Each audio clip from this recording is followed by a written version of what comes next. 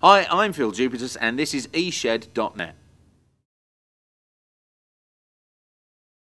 I was a stand-up comedian, and when you're a stand-up comedian in the sort of late 80s and early 90s, it was obviously, as satellite television sort of started to take hold, there were just lots of programs, and I think stand-up comedy was actually very cheap to make if you just filmed stand-ups doing their act. And so the first sort of major telly break I got was in the early 90s on a program called The Stand-Up Show, which was hosted by Barry Cryer.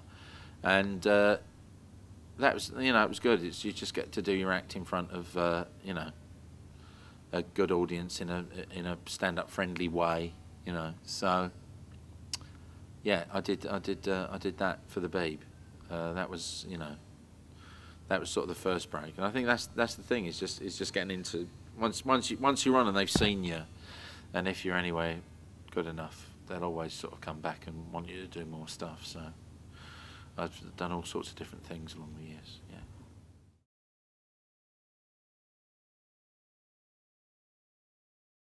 The highlight of my career. It's a difficult one, really. I mean, because I've done a lot of different things. I directed videos to Billy Bragg, which was a lot of fun. It was nominated for a Brit Award. I did a live. I think the live. I did a live video. That's something tangible. That's something that kind of. And the funny thing is, they made exactly as many as the public wanted. It never went into reprint. They never had to, you know.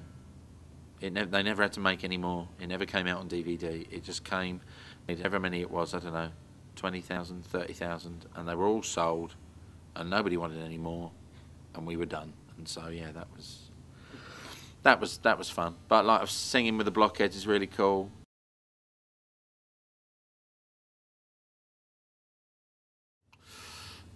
I think the important thing, if you are looking for a career in the media, is the idea is the key thing. You've got to have a good sound idea, and if it rings any bells with being anything like you've seen. If it rings any bells with being like anything you've seen before, I'd think about having another idea. But then again, so much television that's successful is ripped off. Maybe I should be telling you to, if you see anything you like, do a version of it that's really nearly like it, that's not similar enough for you to get around the legal reasons, and then you'll be laughing all the way to the bank. If you have any original ideas, then kill yourself. That's a terrible thing to say to people that want a career in the media. No, tell a story, tell it well. Don't try and do anything, you know, if you've seen it done before, don't do it.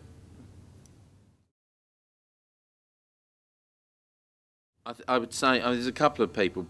Billy Bragg, I'll always, you know, see as a very good kind of inspirational performer, because he's very much done it on his own terms. Neil Innes, who was in the Bonzo Dog Doodah band, is just a good thinker. He's very, if I ever feel sort of that the business is grinding me down, I'd like hanging out with Neil, because he kind of reminds you that it's a much wider world than this weird little over attentive pond that I live in. And a comedian called Mickey Hutton, who just very early on when I first got Buzzcocks, he said, the way to look at this is that it will be over tomorrow. It's not going to last. And it doesn't. Nothing lasts. Nothing endures. And he just reminded me of that at a time I needed to be reminded.